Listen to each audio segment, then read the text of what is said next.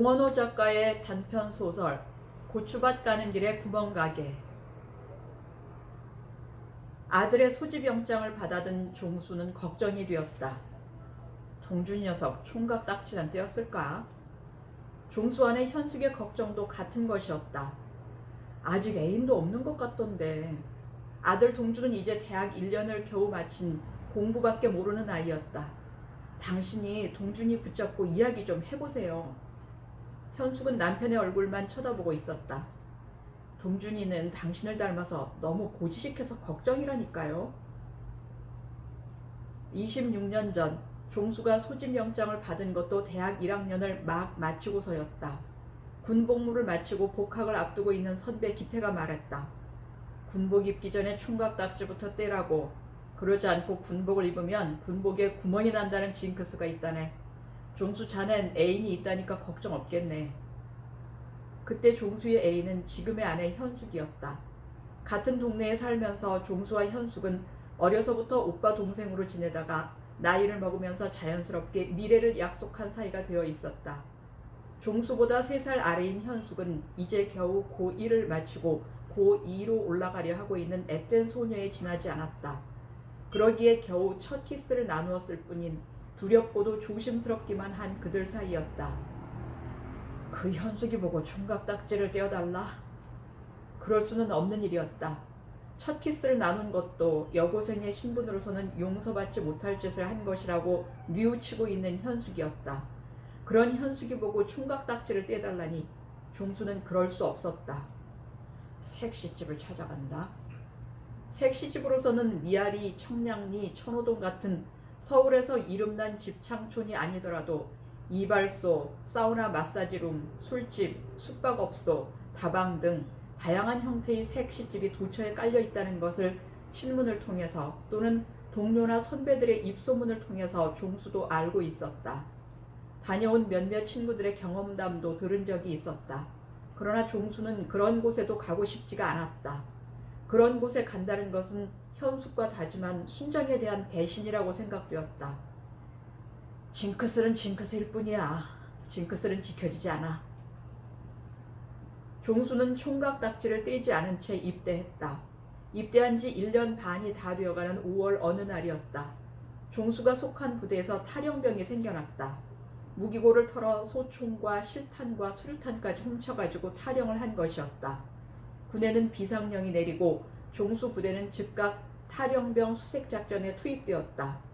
칠흑 같은 밤이었다. 부대 인근 야산부터 뒤지기 시작하여 700m 고지를 수색하고 있을 때였다. 앞산 바위 밑에서 움직이는 물체가 포착되었다. 그러나 짐승인지 사람인지 분간이 잘 되지 않았다. 종수 일행은 움직이는 물체를 향해 땅에 엎드려 기기 시작했다. 얼마를 기었을까? 꽝 하는 폭발음과 동시에 움직이는 물체가 하늘로 치솟더니 풀썩 하고 땅바닥에 내동댕이 쳐졌다. 이어서 종수 일행들 위로 흙비와 파편들이 무수히 쏟아져 내렸다. 탈영병은 수색대가 다가오는 것을 감지하고 수류탄을 터뜨려 자살을 한 것이었다.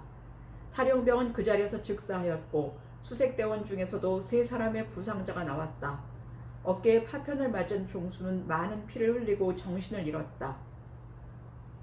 다음 날 아침 현숙은 등교하는 버스 안에서 뉴스 속보를 듣게 되었다. 복잡한 버스 안이라 정확하게 들을 수는 없었으나 군부대에서 사고가 났다는 것과 부대 위치가 대충 종수 부대와 일치하는 것 같았다. 현숙은 등교를 포기하고 중간에서 버스를 내려 종수 집으로 공중전화를 걸었다. 종수네 집에서도 지금 막 연락을 받고 허둥대며 집을 나서다가 전화를 받는 것이라고 했다. 종수의 사고가 틀림없었다. 현숙은 앞이 캄캄했다. 현숙은 택시를 잡아타고 국군 통합병원으로 향했다. 종수 부모네보다 현숙이 먼저 병원에 도착했다. 그러나 가족이 아니라는 이유로 면회가 허락되지 않았다. 환자의 상태도 말해주지 않았다. 현숙은 병원 현관 앞에서 발을 동동 구르고 있었다. 곧이어 종수 부모네가 도착했다. 비로소 부모네와 함께 현숙에게도 면회가 허락되었다. 새벽에 군 헬기로 이송되어 온 종수는 지금 막 응급처치를 끝내고 수혈을 받으면서 자고 있었다. 편안한 얼굴이었다. 생명에는 지장이 없다고 했다. 흘린 피만 보충하면 곧 건강을 되찾을 수 있다고 했다. 현숙은 종수 어머니를 부둥켜 안고 감사의 기도를 올렸다. 그리고는 퇴원하는 날까지 현숙은 하루도 빼지 않고 종수를 문병했다. 졸업과 대학 진학을 앞두고 있는 눈, 코, 뜰 사이 없는 고3인데도 말이다. 그러던 어느 날, 그날도 현숙은 오전 수업만 받고 오후 수업은 조퇴를 하고 곧바로 병원으로 달려와 종수 입원실을 지키고 있었다. 종수 선배 기태가 문병을 왔다. 기태와 현숙은 종수를 통해 말은 들어서 서로 알고 있었으나 직접 맞대면을 하기는 처음이었다. 기태는 부상 정도를 묻고 위로를 하고 나서 현숙과 기태를 번갈아 돌아보며 말했다. 종수 자네, 내 말을 한쪽 귀로 듣고 한쪽 귀로 흘려버렸지. 내가 뭐라고 했던가? 군복을 입기 전에 총각딱지부터 떼어야 한다고 하지 않았나? 총각딱지를 떼지 않고 군복을 입으면 군복에 구멍이 난다고. 군복에 구멍이 나면 군복 속에 감춰져 있는 군인의 몸뚱이는 어떻게 되겠나? 자네, 선배의 말을 그렇게 무시하는 것 아닐세. 무시한 결과가 뭔가? 종수의 부상이 다 낫고 치료도 끝나고 부대 귀대를 앞두고 있는 어느 날이었다. 현숙은 종수를 동네 어느 여관방으로 끌고 갔다. 그리고 그의 앞에서 조용히 옷을 벗었다. 종수의 총각딱지는 그렇게 해서 떼게 되었던 것이다. 그런데 군 입대를 앞두고 있는 아들 동준에게는 아직도 현숙과 같은 애인이 없다는 것이다. 어떻게 하겠는가? 종수는 생각 끝에 동준을 데리고 가까운 곳에 있는 휴게태를 찾아 들어갔다. 퇴근 후의 저녁 시간이었다. 아직 본격 영업이 시작되기 전이어서인지 아가씨들은 보이지 않고 늙은 여자 혼자 카운터를 지키고 있었다. 종수는 그 여자와 몸을 섞어야 하는 줄 알고 정내미가 떨어져서 돌아 나오려고 하는데 눈치를 챘는지 늙은 여자가 말했다. 예쁜 아가씨는 많이 있으니까 염려 말고 들어오세요. 물주가 종수일 것이라고 판단을 한 늙은 여자는 종수를 먼저 한쪽 방으로 몰아넣었다. 그리고 나서 동준도 그 옆 어느 방으로 몰아넣었을 것이었다. 잠시 후 아가씨가 들어왔다. 30 중반도 더 되어 보이는 아가씨였다. 눈 밑에 잔주름이 아내 현숙보다도 더 많았다. 대충 일을 끝내고 나오는데 동준이 먼저 나와 있었다. 종수 팔짱을 끼고 따라 나오던 아가씨가 동준을 보고 반색을 했다. 어머 오빠! 아가씨는 아들뻘밖에 안 되어 보이는 동준을 보고 오빠라 부르고 있었다. 처음이 아닌 모양이었다. 이분이 오빠 아빠야? 동준이 겸연쩍은 듯 얼굴을 붉히며 말없이 고개만을 끄덕거려 준다. 어쩐지 붕어빵이라고 했어. 그럼 부자지간이 동서지간이 된 거야? 동준이 옆에 서 있는 아가씨가 물었다. 동준이와 방금 일을 치르고 나온 아가씨일 것이다. 그렇게 됐네. 종수 옆에 아가씨는 생글거렸고 얼레리 껄레리. 동준이 옆에 아가씨는 깔깔거렸다. 종수도 그만 얼굴이 벌개지고 말았다. 휴게태를 나오며 종수가 동준에게 물었다. 너 언제 이 집에 왔었니? 3일 전에요. 공부만 하는 새님인 줄 알았더니 입대하기 전에 통과일이라고 친구들이 다투어 이런 데를 데리고 다니잖아요. 그런 줄도 모르고 난 네 총각딱지 떼어주려고 데리고 왔지 뭐니. 요즘 세상에 총각딱지 그런 게 어딨어요. 전 이미 고1 때 떼었는 거려. 너희 놈 모범생인 줄 알았더니 불량 청소년이구만. 에이 아빠, 성교육을 제대로 필요한, 그래서 앞으로 문제의 발생 소지가 전혀 없는, 믿을 수 있는 확실한 청년이죠. 정말이니? 그럼요. 두고 보세요. 군 공부 마칠 때까지 아무 문제 없을 테니까요. 듣고 보니 종수는 기분이 좋았다. 아들 동준이 더없이 믿음직스러웠다. 좋은 기분에 근사한 식당에 가서 저녁 식사도 같이 하고 술도 한잔 나누었다. 그리고 나서 동준은 친구들과의 약속이 있다고 해서 보내고 종수 혼자 집으로 돌아왔다. 기분이 좋아 콧노래까지 흥얼거리며 들어서는 종수를 아내 현숙이 맞이해준다. 그래, 어떻게 됐어요?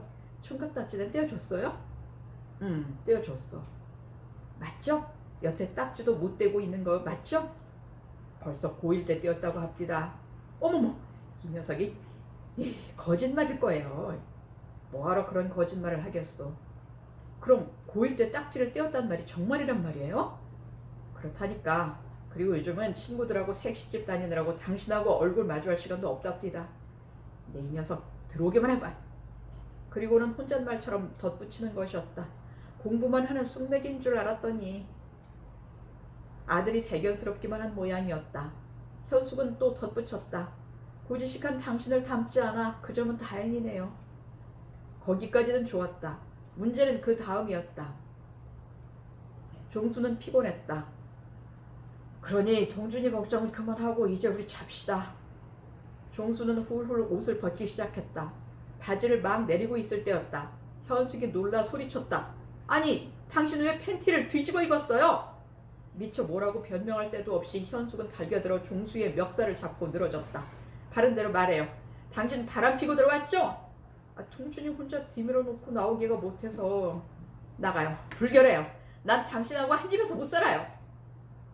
종수는 내리던 바지를 마저 내리지도 도로 올리지도 못한 채 현관문 밖으로 쫓겨나고 말았다. 기가 막혔다. 어이가 없었다. 동준이 바람 피운 이야기를 했을 때는 대견스럽다는 표정을 짓던 아내가 아닌가. 그런데 나한테는 왜? 순정에 대한 배신감 때문일까? 지금 우리 나이가 몇인데 아직도 순정을 따지고 있단 말인가. 밖으로 쫓겨난 종수는 현관문을 두들겨 보기도 하고 배를 눌러보기도 하고 소리를 쳐보기도 하였으나 한 번 닫혀버린 현관문은 열릴 줄을 몰랐다. 좀 있으면 풀리겠지. 풀리면 찾아 나오겠지. 나오지 않으면 휴대전화라도 하겠지. 생각하면서 집 앞을 서성거리다가 아파트 놀이터에 가서 앉았다가 하였으나 소식이 없었다. 풀리지 않는가 보군. 시간이 흐르고 밤이 깊어가고 있었다. 밖에서 밤을 새울 수는 없는 일이었다. 잠을 자야 했다. 가까운 곳에 여관이라도 찾아 들어갈까 하였으나 아까 돈을 다 써버렸기 때문에 주머니에 돈이 없었다. 갈만한 친구 집도 없었다. 큰 집에라 가는 수밖에. 부모가 사는 집을 큰 집이라 부른다.